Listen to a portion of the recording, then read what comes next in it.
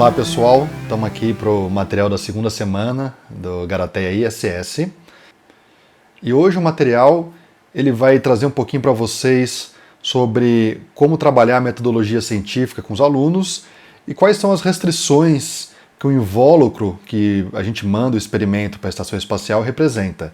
Então tem uma ideia geral de como que funcionam os mini-labs, né, os pequenos tubos onde a gente coloca o experimento dentro.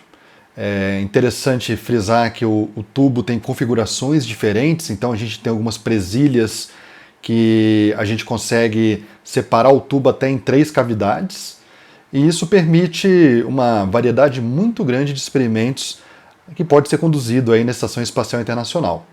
Então, não tem obrigatoriedade de usar todas as presilhas, então dividir o tubo em 3 partes, pode dividir talvez em 2, ou talvez nem dividir, ser um tubo único, completo, uma cavidade só, né? E tudo isso vai depender do tipo de experimento que vocês querem propor. O documento acaba falando um pouquinho sobre detalhes técnicos, né, de algumas ideias do que dá para fazer dentro de um tubo, porque no fim das contas tem um tamanho reduzido, mas é importante para os alunos começarem a ter uma ideia geral de que tipo de experimento que a gente consegue acomodar dentro desses tubos que são enviados aí para a Estação Espacial Internacional. Eu queria também falar um pouquinho da resposta do problema, né, da balança. A gente recebeu alguns e-mails indicando algumas ideias, queria agradecer a todo mundo que mandou.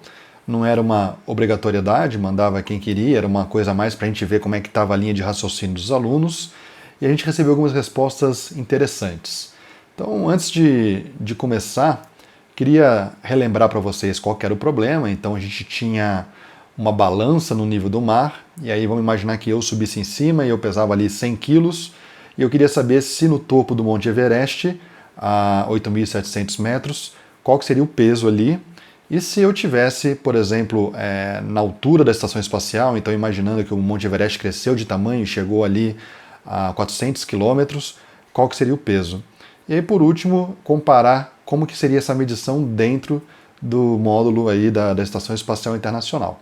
Então, a resposta, simplificando para vocês, a maneira mais fácil de entender isso é, primeiro, sabendo que a partir do momento que você começa a subir de altitude, a gravidade vai reduzindo aí de maneira muito rápida, né? Então, quando a gente olha para a fórmula da gravitação universal, a gente vê que a aceleração da gravidade cai inversamente proporcional ao quadrado da distância. Então, vamos dizer que se eu aumentar 2 unidades de distância, eu caio 4 vezes a unidade da gravidade. E isso pode aparentar que na altura da estação espacial ou do Monte Everest, que a gravidade vai ser bem menor, mas quando a gente compara essas distâncias você tem que contemplar o raio da Terra, e essas distâncias acima do solo, né, então os 8.700 metros ou os 400 quilômetros, representam muito pouco em relação ao raio total da Terra. Então, só para ter um panorama geral, colocar em cima do Monte Everest não reduz nem 2% da gravidade a nível do mar.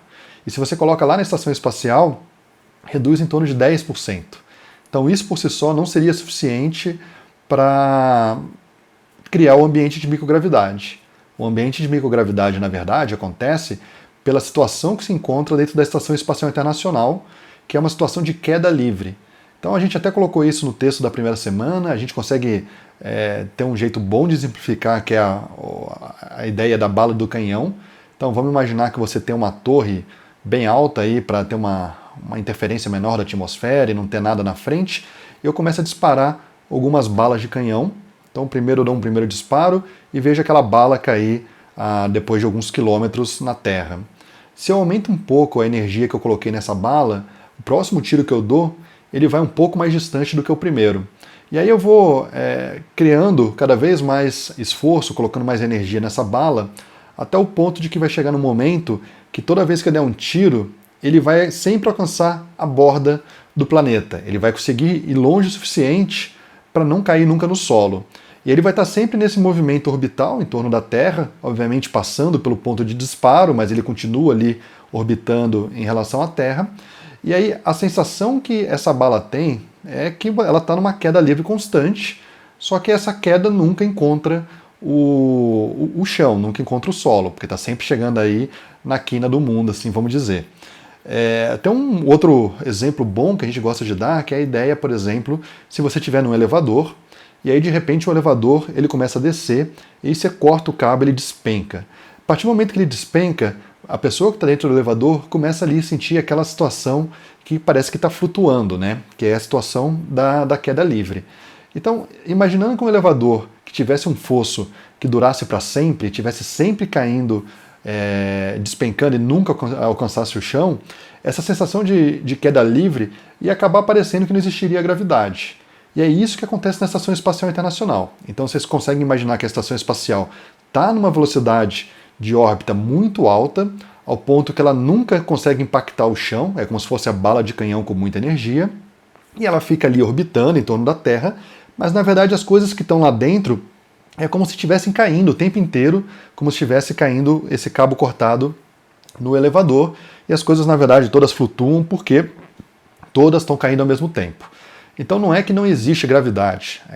O exemplo da balança é para mostrar para vocês que na mesma altitude a gravidade é 80% da gravidade da Terra. Não faz quase que diferença nenhuma. Então a ideia principal é mostrar para vocês que a sensação da queda livre, na verdade, é o que importa e é o que faz a gente parecer que a gente está ali flutuando como se não houvesse a gravidade. É uma sensação que não é uma sensação da falta de gravidade, mas a ideia de que os corpos estão todos caindo ao mesmo tempo e você fica naquele ambiente flutuando.